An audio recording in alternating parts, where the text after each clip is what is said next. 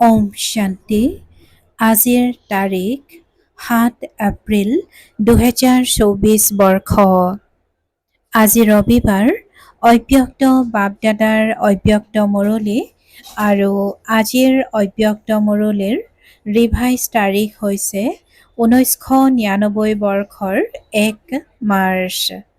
আজিৰ অব্যক্ত মুৰলীৰ সাৰ হৈছে সম্পূৰ্ণ পবিত্ৰ হৈ সংস্কাৰ মিলন কৰা, এয়াই প্ৰকৃত হোলী। আজি বাপদাদাই চাৰিওফালৰ নিজৰ পবিত্ৰতম আৰু উচ্চতম সন্তানসকলক চাই আছে হওক। বিশ্বত সকলোতকৈ উচ্চ শ্ৰেষ্ঠ আত্মা তোমালোক সন্তানসকলৰ বাহিৰে আন কোনোবা আছে জানো? কিয়নো তোমালোক সকলো উচ্চতকৈও উচ্চ পিতাৰ সন্তান। যদি গোটেই কল্পত পৰিক্ৰমা লগাই চোৱা তেন্তে সকলোতকৈ উচ্চ পদমৰ্যাদাধাৰী আন কোনোবা দৃষ্টিগোচৰ হয়নে? ৰাজ্য অধিকাৰী স্বৰূপটো তোমালোকতকৈও উচ্চ ৰাজ্য অধিকাৰী কোনোবা হৈছেনে? পাছলৈ পূজন আৰু গায়নটো চোৱা। পিতাই কৈছে যে পাছলৈ পূজন আৰু গায়নতো চোৱা। যিমান পূজা বিধিপূৰ্বক তোমালোক আত্মাসকলৰ হয় তাতকৈ বেছি আন কাৰোবাৰ হয়নে? ড্ৰামাৰ আচৰিত ৰহস্য কিমান শ্ৰেষ্ঠ যে তোমালোকে স্বয়ং চৈতন্য স্বৰূপত এই সময়ত নিজৰ পূজ্য স্বৰূপক জ্ঞানৰ আধাৰত জানাও আৰু দেখাও। এফালে তোমালোক চৈতন্য আত্মাসকল আৰু আনফালে তোমালোকৰ জড় চিত্ৰ পূজ্য ৰূপত আছে। নিজৰ পূজ্য স্বৰূপ দেখি আছা নহয়? জড় ৰূপতো আছা আৰু চৈতন্য ৰূপতো আছা। গতিকে আচৰিত খেল হয়। পিতাই কৈছে যে গতিকে আচৰিত খেল নহয় জানো? আৰু ৰাজ্যৰ হিচাপটো গোটেই কল্পত নিৰ্বিঘ্ন অখণ্ড অটল ৰাজ্য একমাত্ৰ তোমালোক আত্মাসকলৰে চলে। ৰজাটো বহুতে হয়, কিন্তু তোমালোক বিশ্ব ৰাজন বা বিশ্ব ৰাজনৰ ৰাজকীয় পৰিয়াল সকলোতকৈ শ্ৰেষ্ঠ। গতিকে ৰাজ্যটো আটাইতকৈ উচ্চ, পূজ্য ৰূপতো আটাইতকৈ উচ্চ আৰু এতিয়া সংগমত পৰমাত্ম উত্তৰাধিকাৰৰ অধিকাৰী, পৰমাত্ম মিলনৰ অধিকাৰী, পৰমাত্ম মৰমৰ অধিকাৰী, পৰমাত্ম পৰিয়ালৰ আত্মা আন কোনোবা হয় জানো? তোমালোকে হৈছা নহয়, হৈ গৈছা নে হৈ আছা? হৈও গলা আৰু এতিয়াতো উত্তৰাধিকাৰ লৈ সম্পন্ন হৈ পিতাৰ সৈতে নিজৰ ঘৰলৈও যাবা। সংগমৰ সুখ, সংগম যুগৰ প্ৰাপ্তিসমূহ, সংগম যুগৰ সময় মনোমোহা লাগে নহয়? বৰ ভাল লাগে। ৰাজ্যৰ সময়তকৈও সংগমৰ সময় ভাল লাগে নহয়? প্ৰিয় হয়নে? সোনকালে যাব বিচৰা? তেন্তে সোধা কিয় বাবা বিনাশ কেতিয়া হ'ব? ভাবা নহয়, গম নাপাওঁ। বিনাশ কেতিয়া হ'ব, কি হ'ব, আমি ক'ত থাকিম? বাপদাদাই কয় য'তেই নাথাকা স্মৃতিত থাকিবা, পিতাৰ লগত থাকিবা। বাপদাদাই কৈছে যে য'তেই নাথাকা স্মৃতিত থাকিবা, পিতাৰ লগত থাকিবা। সাকাৰ বা আকাৰৰ লগত থাকিলে একো নহ'ব। সাকাৰত কাহিনী শুনাইছো নহয়, মেকুৰীৰ পোৱালিবোৰ জুইশালত থকা সত্ত্বেও সুৰক্ষিত হৈ থাকিল নহয় নে জ্বলি গ'ল? সকলো সুৰক্ষিত হৈ থাকিল। গতিকে তোমালোক পৰমাত্ম সন্তান, যিসকল লগত থাকিবা তেওঁলোকে সুৰক্ষিত হৈ থাকিব। যদি আন ক'ৰবাত বুদ্ধি থাকে তেনেহ'লে কিবা নহয় কিবা অস্থিৰতা আহিব, কিবা নহয় কিবা প্ৰভাৱ পৰিব। লগত সংযুক্ত হৈ থাকিলে এটা ছেকেণ্ডো যদি অকলশৰীয়া নোহোৱা তেন্তে সুৰক্ষিত হৈ থাকিবা। কেতিয়াবা কেতিয়াবা কাম-কাজ বা সেৱাত অকলশৰীয়া অনুভৱ কৰা নেকি? কি কৰোঁ, অকলশৰীয়া, বহুত কাম আছে, তেতিয়া ভাগৰিও পৰে। তেন্তে পিতাক কিয় সংগী কৰি নোলোৱা? দুই ভুজাধাৰীসকলক সংগী কৰি লোৱা। হাজাৰ ভুজাধাৰীক কিয় সংগী কৰি নোলোৱা? কোনে বেছিকৈ সহযোগ দিব, হাজাৰ ভুজাধাৰীয়ে নে দুই ভুজাধাৰীয়ে? সংগম যুগত ব্ৰহ্মাকুমাৰ বা ব্ৰহ্মাকুমাৰী অকলশৰীয়া হ'ব নোৱাৰে। কেৱল যেতিয়া সেৱাত কৰ্মযুগত বহুত ব্যস্ত হৈ যোৱা, তেতিয়া সংগও পাহৰি যোৱা আৰু ভাগৰি পৰা। তেতিয়া আকৌ কোৱা, ভাগৰি গলো, এতিয়া কি কৰোঁ? ভাগৰি নপৰিবা, যিহেতু বাপ দাদাই তোমালোকক সদায় সংগ দিবলৈ আহিছে। পৰমধাম এৰি কিয় আহিছে? শুওঁতে উঠোতে কৰ্ম কৰোঁতে সেৱা কৰোঁতে সংগ দিবলৈকেতো আহিছে। পিতা ব্ৰহ্মাও তোমালোক সকলোকে সহযোগ দিবলৈ অব্যক্ত হ'ল। পিতাই আজি কৈছে যে পিতা ব্ৰহ্মাও তোমালোক সকলোকে অৰ্থাৎ সন্তানসকলক সহযোগ দিবলৈ অব্যক্ত হ'ল। ব্যক্ত ৰূপৰ পৰা অব্যক্ত ৰূপত সহযোগ দিয়াৰ গতি অতি তীব্ৰ হয়। সেইবাবে পিতা ব্ৰহ্মায়ো নিজৰ ধাম পৰিৱৰ্তন কৰি ল'লে। গতিকে শিৱ পিতা আৰু পিতা ব্ৰহ্মা দুয়োগৰাকীয়ে সকলো সময়ত তোমালোক সকলোকে সহযোগ দিবৰ বাবে সদায় হাজিৰ আছে। তোমালোকে বাবা বুলি ভবাৰ লগে লগে সহযোগৰ অনুভৱ কৰিবা। যদি সেৱা সেৱা সেৱা কেৱল সেয়াই স্মৃতিত থাকে। পিতাক কাষত বহি চাবলৈ বেলেগ কৰি দিয়া। তেতিয়া পিতায়ো সাক্ষী হৈ চাই কিমানলৈকে অকলে কৰে, তথাপি আহিবতো ইয়ালৈকে লাগে। গতিকে সংগ কেতিয়াও নেৰিবা। নিজৰ অধিকাৰ আৰু প্ৰেমৰ সূক্ষ্ম ৰছীৰে বান্ধি ৰাখা। ঢিলা কৰি দিয়া, স্নেহ ঢিলা কৰি দিয়া, অধিকাৰক অলপ স্মৃতিৰ পৰা কাষৰীয়া কৰি দিয়া। গতিকে এনেকুৱা নকৰিবা। যেতিয়া সৰ্বশক্তিমানে সান্নিধ্য দিয়াৰ প্ৰস্তাৱ দি আছে, গতিকে এনেকুৱা প্ৰস্তাৱ গোটেই কল্পত পাবা জানো? নোপোৱা নহয়। গতিকে বাপদাদায়ো সাক্ষী হৈ বাৰু চাওঁচোন কিমানলৈকে অকলে কৰে। গতিকে সংগম যুগৰ সুখ আৰু ভাগ্যক জাগ্ৰত কৰি ৰাখা। বুদ্ধি ব্যস্ত হৈ থাকে নহয়, সেয়েহে ব্যস্ত হৈ থকা কাৰণে স্মৃতি সুপ্ত হৈ যায়। তোমালোকে ভাবা গোটেই দিনটোত যাকেই সোধা যে পিতা স্মৃতিত থাকেনে, নে পিতাৰ স্মৃতি পাহৰি যায়, তেন্তে কি ক'ব? নাপাহৰো। এইটোতো ঠিক যে স্মৃতিত থাকে, কিন্তু জাগ্ৰত ৰূপত থাকে নে সুপ্ত ৰূপত থাকে? স্থিতি কি হয়? জাগ্ৰত ৰূপৰ স্থিতি নে সুপ্ত ৰূপৰ স্থিতি? ইয়াৰ মাজত কি পাৰ্থক্য আছে? জাগ্ৰত ৰূপত স্মৃতি কিয় নাথাকে? জাগ্ৰত ৰূপৰ নিচা, শক্তি, সহযোগ, সফলতা বহুত বিশাল হয়। স্মৃতিটো পাহৰিব নোৱাৰা, কিয়নো এটা জন্মৰ সম্বন্ধ নহয়। যদিও শিৱপিতা সত্যযুগত লগত নাথাকে, কিন্তু সম্বন্ধটো এইটোৱেই থাকিব নহয়, পাহৰিব নোৱাৰা। এইটো ঠিক। অৱশ্যে হয়, কোনো বিঘিনিৰ বশীভূত হৈ গ'লে পাহৰিও যায়, কিন্তু যেতিয়া স্বাভাৱিক ৰূপত থাকা তেতিয়া পাহৰি নোযোৱা, কিন্তু সুপ্ত হৈ থাকে। সেইবাবে বাপদাদাই কয়, বাৰে বাৰে পৰীক্ষা কৰা যে সংগৰ অনুভৱ সুপ্ত ৰূপত আছে নে জাগ্ৰত ৰূপত আছে। মৰমটো আছেই, মৰম ছিঙি যাব পাৰে জানো? ছিঙিব নোৱাৰে নহয়। গতিকে মৰম যিহেতু ছিঙি যাব নোৱাৰে, তেন্তে মৰমৰ লাভটো লোৱা, লাভ লোৱাৰ পদ্ধতি শিকা। বাপদাদাই দেখিছে যে মৰমেই পিতাৰ কৰি তুলিছে, মৰমেই মধুবন নিবাসী কৰি দিয়ে। নিজৰ স্থানত যেনেকৈয়ে নাথাকক, যিমানেই পৰিশ্ৰম নকৰক, তথাপি মধুবনলৈ আহি যায়। বাপদাদাই জানে, দেখিবলৈ পায়, বহুত সন্তানৰ বাবে কলিযুগী পৰিস্থিতিৰ কাৰণে টিকটৰ ব্যৱস্থা কৰাও কঠিন হয়, কিন্তু মৰমে লৈয়ে আহে। এনেকুৱা হয় নহয়, মৰমত আহি যায়, কিন্তু পৰিস্থিতিটো দিনে প্ৰতিদিনে বাঢ়িয়েই যায়। সঁচা অন্তৰত চাহেব ৰাজিও হয়েই, কিন্তু স্থূল সহযোগো ক'ৰবাৰ পৰা নহয় ক'ৰবাৰ পৰা প্ৰাপ্ত হৈয়ে যায়। ডবল বিদেশীয়ে হওক বা ভাৰতবাসীয়ে হওক, সকলোকে পিতাৰ মৰমে পৰিস্থিতিৰূপী প্ৰাচীৰ পাৰ কৰাই দিয়ে।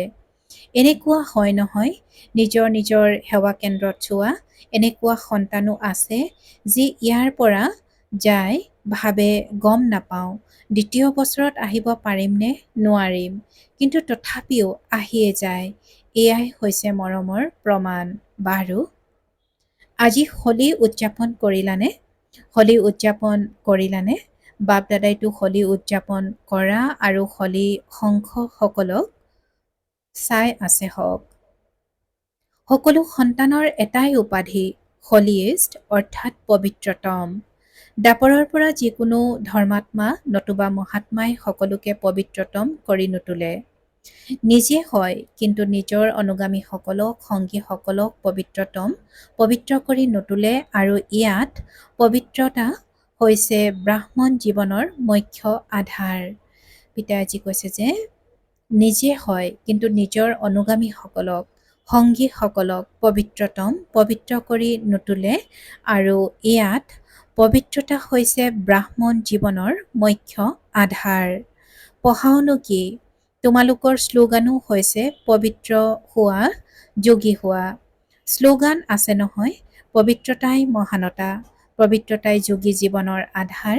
কেতিয়াবা সন্তানসকলে অনুভৱ কৰে যে যদি আগবাঢ়ি গৈ থাকোঁতে মনটো যদি অপবিত্ৰতা অৰ্থাৎ ব্যৰ্থ বা নেতিবাচকতা পৰচিন্তনৰ সংকল্প চলে তেতিয়া যোগ যিমানেই শক্তিশালী হোৱাটো নিবিচাৰক কিন্তু নহয়, কিয়নো অলপো অংশ মাত্ৰও যদি সংকল্পটো কোনো প্ৰকাৰৰ অপবিত্ৰতা থাকে তেন্তে য'ত অপবিত্ৰতাৰ অংশ থাকে ত'ত পবিত্ৰ পিতাৰ যি স্মৃতি সেয়া অবিকল থাকিব নোৱাৰে।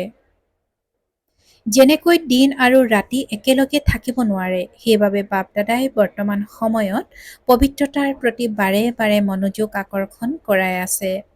কিছু সময় পূৰ্বে বাপ দাদাই কেৱল কৰ্মত অপবিত্ৰতাৰ বাবে ইংগিত দিছিল। কিছু সময় পূৰ্বে বাপ দাদাই কেৱল কৰ্মত অপবিত্ৰতাৰ বাবে ইংগিত দিছিল, কিন্তু এতিয়া সময় সম্পূৰ্ণতাৰ সমীপত আহি আছে। সেইবাবে মনতো যদি অপবিত্ৰতাৰ অংশ থাকে তেন্তে প্ৰতাৰণা কৰি দিব। গতিকে মন, বাণী, কৰ্ম, সম্বন্ধ, সম্পৰ্ক সকলোতে পবিত্ৰতা অতি আৱশ্যক। মনক ঢিলা নকৰিবা, কিয়নো মন বাহিৰৰ পৰা দেখা পোৱা নাযায়, কিন্তু মনে প্ৰতাৰণা বহুত কৰে। ব্ৰাহ্মণ জীৱনৰ যি আন্তৰিক উত্তৰাধিকাৰ সদায় সুখস্বৰূপ, শান্তস্বৰূপ মনৰ সন্তুষ্টতা, তাৰ অনুভৱ কৰাৰ বাবে মনৰ পবিত্ৰতা লাগে। বাহিৰৰ সাধনৰ দ্বাৰা নতুবা সেৱাৰ দ্বাৰা নিজে নিজক আনন্দিত কৰা, এয়াও নিজক প্ৰতাৰণা কৰাৰ দৰে। বাপ দাদাই দেখিবলৈ পায় কেতিয়াবা সন্তানসকলে নিজক এইটো আধাৰত ভাল বুলি ভাবি, আনন্দিত বুলি ভাবি প্ৰতাৰণা কৰে, কৰিও আছে। প্ৰতাৰণা কৰি দিয়ে আৰু কৰিও আছে। এয়াও এক গুহ্য ৰহস্য। কি হয়? পিতা দাতা হয়, দাতাৰ সন্তান হয়, গতিকে সেৱা যুক্তিযুক্ত নহলেও মিশ্ৰিত হয়।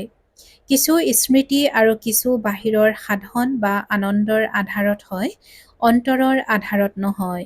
কিন্তু মগজুৰ আধাৰত সেৱা কৰে, তেন্তে সেৱাৰ প্ৰত্যক্ষ ফল তেওঁলোকেও পায়, কিয়নো পিতা দাতা হয় আৰু তেওঁলোক তাতেই আনন্দিত হৈ থাকে যে বাহ, মইতো ফল পাই গলো, আমাৰ সেৱা ভাল, কিন্তু মনৰ সেই সন্তুষ্টতা সদাকাল নাথাকে আৰু আত্মাই যুগযুক্ত শক্তিশালী স্মৃতিৰ অনুভৱ কৰিব নোৱাৰে, তাৰ পৰা বঞ্চিত হৈ থাকি যায়।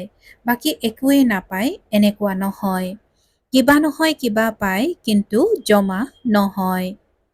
উপাৰ্জন কৰিলে, খালে আৰু শেষ। সেইবাবে ইয়াৰ প্ৰতিও মনোযোগ দিবা। সেৱা বহুত ভাল কৰি আছে, ফলো ভাল পাই গ'ল, গতিকে খালা আৰু শেষ। জমা কি হ'ল? ভাল সেৱা কৰিলা, ভাল ফলাফল ওলাল, কিন্তু সেয়া সেৱাৰ ফল পালা, জমা নহয়। সেইবাবে জমা কৰাৰ বিধি হৈছে মন, বাণী, কৰ্মত পবিত্ৰতা। আধাৰ হৈছে পবিত্ৰতা, সেৱাটো আধাৰ হৈছে পবিত্ৰতা। স্বচ্ছ হোৱা, নিকা হোৱা। পিতাই কৈছে যে সেৱা আধাৰ হৈছে পবিত্ৰতা, স্বচ্ছ হোৱা, নিকা হোৱা। অন্য কোনো ভাৱ যাতে মিহলি নহয়। হোলীৰ অৰ্থই হৈছে পবিত্ৰতা, অপবিত্ৰতাক জ্বলোৱা। সেইবাবে প্ৰথমে জ্বলাই, পাছত পালন কৰে, আকৌ পবিত্ৰ হৈ সংস্কাৰ মিলন কৰে। গতিকে হোলীৰ অৰ্থই হৈছে জ্বলোৱা, উদযাপন কৰা। বাহিৰৰ সকলেতো আলিংগন কৰে, কিন্তু ইয়াত হৈছে সংস্কাৰ মিলন, এয়াই মংগল মিলন। গতিকে এনেকৈ হোলী উদযাপন কৰিলা নে কেৱল নাচিলা? গোলাপ জল ছটিয়ালা, সেয়াও ভাল, খুব উদযাপন কৰা। বাপ দাদাই আনন্দিত হয়। গোলাপ জল লাগিলে ছটিওৱা, নাচাও, কিন্তু সদায় নাচিবা। পিতাই কৈছে যে বাপ দাদা আনন্দিত হয়, গোলাপ জল লাগিলে ছটিওৱা, নাচাও, কিন্তু সদায় নাচিবা। কেৱল 5-10 মিনিটৰ নাচ নহয়। পিতাই কৈছে যে কেৱল 5-10 মিনিটৰ নাচ নহয়, পৰস্পৰ গুণৰ প্ৰকম্পন বিয়পোৱা, এয়া হৈছে গোলাপ জল ছটিওৱা। পিতাই আজি গোলাপ জলৰ কথা কৈছে যে পৰস্পৰ গুণৰ প্ৰকম্পন বিয়পোৱা, এয়াই হৈছে গোলাপ জল ছটিওৱা। আৰু জ্বলোৱাৰ কথাটিতো তোমালোকে জানাই কি জ্বলাব লাগে। এতিয়ালৈকেও জ্বলাই থাকা, প্ৰত্যেক বছৰে হাত উঠাই যায়, বছ দৃঢ় সংকল্প হৈ গ'ল। বাপ দাদা আনন্দিত হয়, সাহসটো কৰে। গতিকে সাহসৰ বাবে বাপ দাদাই অভিনন্দন জনায়। সাহস কৰাটো প্ৰথম খোজ, কিন্তু বাপ দাদাৰ শুভ আশা কি? সময়ৰ তাৰিখ নাচাবা, 2000ত হ'ব, 2001ত হ'ব, 2005ত হ'ব, এনেকৈ নাভাবিবা। বাৰু সদা প্ৰস্তুত নহলাই যেনিবা, এইটো বাপ দাদাই বাদ দিছে, কিন্তু ভাবা বহুকালৰ সংস্কাৰটো লাগে নহয়। তোমালোকেই শুনোৱা যে বহুকালৰ পুৰুষাৰ্থই বহুকালৰ ৰাজ্য অধিকাৰী কৰি তোলে। যদি সময় অহাতহে দৃঢ় সংকল্প কৰা, তেন্তে সেয়া বহুকালৰ হ'ল নে অল্পকালৰ হ'ল?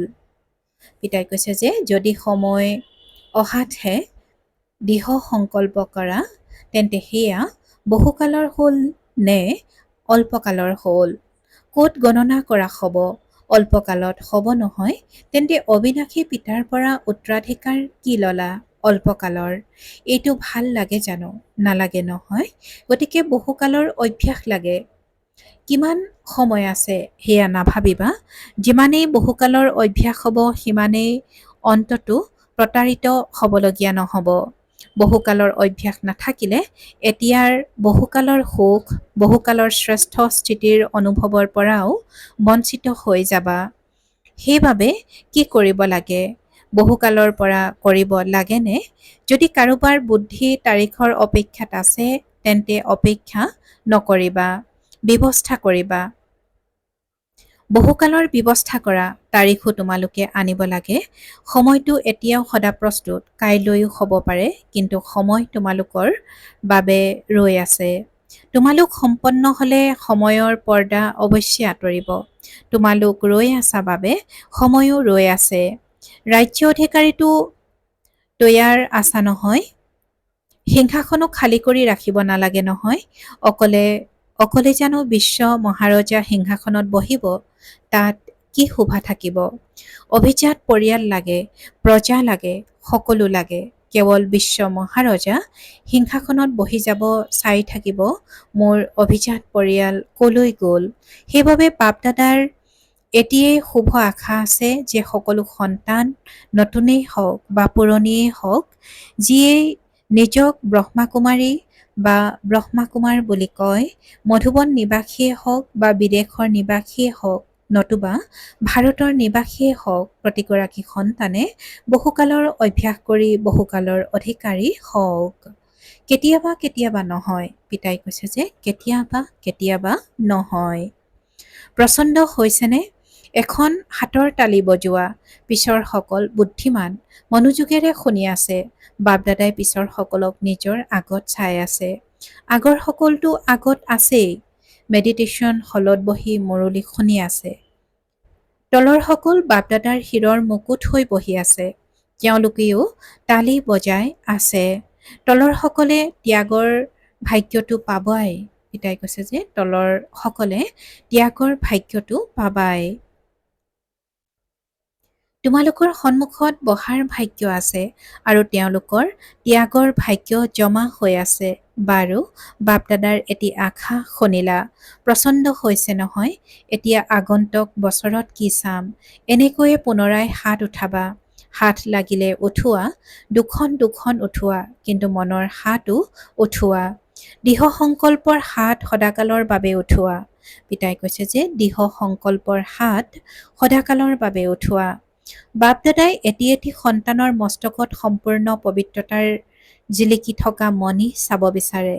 পিতাই আজি কৈছে যে বাপ দাদাই এটি এটি সন্তানৰ মস্তকত সম্পূৰ্ণ পবিত্ৰতাৰ জিলিকি থকা মণি চাব বিচাৰে। নয়নত পবিত্ৰতাৰ ৰেঙনি, পবিত্ৰতাৰ দুটি নয়নৰ তৰা আত্মিকতাৰে জিলিকি থকা চাব বিচাৰে। বাণীত মধুৰতা, বিশেষত্ব, অমূল্য বাণী শুনিবলৈ বিচাৰে। কৰ্মত সন্তুষ্টতা, নম্ৰতা সদায় চাব বিচাৰে। ভাৱনাত সদায় শুভ ভাৱনা আৰু ভাৱত সদায় আত্মিক ভাৱ চাই থকাৰ। পিতাই কৈছে যে ভাৱনাত সদায় শুভ ভাৱনা আৰু ভাৱত সদায় আত্মিক ভাৱ, ভাই ভাইৰ ভাৱ। সদায় তোমালোকৰ মস্তকত লাইটৰ ফৰিস্তাবোধৰ মুকুট দেখা দিয়ক। পিতাই আজি কৈছে যে তোমালোক সন্তানসকলৰ মস্তকত লাইটৰ ফৰিস্তাবোধৰ মুকুট দেখা দিয়ক। দেখা দিয়াৰ অৰ্থ হ'ল অনুভৱ হওক। এনেকুৱা সুসজ্জিত মূৰ্তি চাব বিচাৰে আৰু এনেকুৱা মূৰ্তিহে শ্ৰেষ্ঠ পূজ্য হ'ব। তেওঁলোকেতো তোমালোকৰ জড় চিত্ৰ তৈয়াৰ কৰিব, কিন্তু পিতাই চৈতন্য চিত্ৰ চাব বিচাৰে। বাৰু, চাৰিওফালৰ সদায় বাপদাদাৰ সংগমত থাকোঁতা, সমীপৰ সদাকালৰ সংগী, সদায় বহুকালৰ পুৰুষাৰ্থৰ দ্বাৰা বহুকালৰ সংগমযোগী অধিকাৰ আৰু ভৱিষ্যত ৰাজ্য অধিকাৰ প্ৰাপ্ত কৰোঁতা অতি বুদ্ধিমান আত্মাসকলক, সদায় নিজক শক্তি আৰু গুণৰ দ্বাৰা সুসজ্জিত হৈ থাকোঁতা পিতাৰ আশাৰ দীপক আত্মাসকলক, সদায় নিজক পবিত্ৰতম আৰু উচ্চতম স্থিতিত স্থিত কৰি ৰাখোঁতা পিতাৰ সমান অতি স্নেহী আত্মাসকলক বাপদাদাৰ স্নেহপূৰ্ণ স্মৰণ আৰু নমস্কাৰ। আৰু আত্মিক সন্তানসকলৰো আত্মিক বাপদাদাৰ প্ৰতি স্নেহপূৰ্ণ স্মৰণ আৰু সুপ্ৰভাত আৰু নমস্কাৰ নমস্কাৰ নমস্কাৰ। সকলো বিদেশ বা দেশত দূৰৈত বহিও পিতাই কৈছে যে সকলো বিদেশ বা দেশত দূৰৈত বহিও সন্মুখত অনুভৱ কৰোঁতাসকলক বাপ দাদাই বহুত বহুত বহুত স্নেহ সহিত স্মৰণ কৰি আছে। আৰু আজিৰ বাপ দাদাৰ বৰদান, সময়ক শিক্ষক কৰি লোৱাৰ পৰিৱৰ্তে পিতাক শিক্ষক কৰি লওঁতা মাষ্টাৰ ৰচয়িতা হোৱা। সময়ক শিক্ষক কৰি লোৱাৰ পৰিৱৰ্তে পিতাক শিক্ষক কৰি লওঁতা মাষ্টাৰ ৰচয়িতা হোৱা।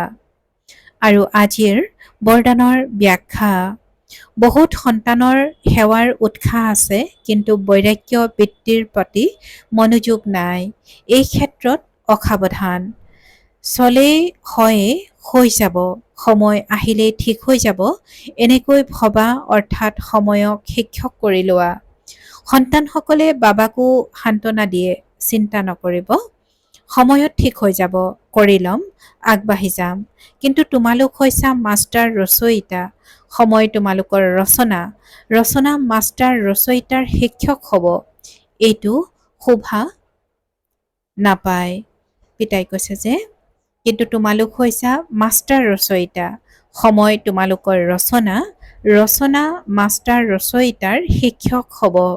এইটো শোভা নাপায়। আৰু আজিৰ শ্লোগান, পিতাৰ প্ৰতিপালনৰ প্ৰতিদান হৈছে নিজক আৰু সকলোকে পৰিৱৰ্তন কৰাত সহযোগী হোৱা। পিতাৰ প্ৰতিপালনৰ প্ৰতিদান হৈছে নিজক আৰু সকলোকে পৰিৱৰ্তন কৰাত সহযোগী হোৱা। ওম শান্তি।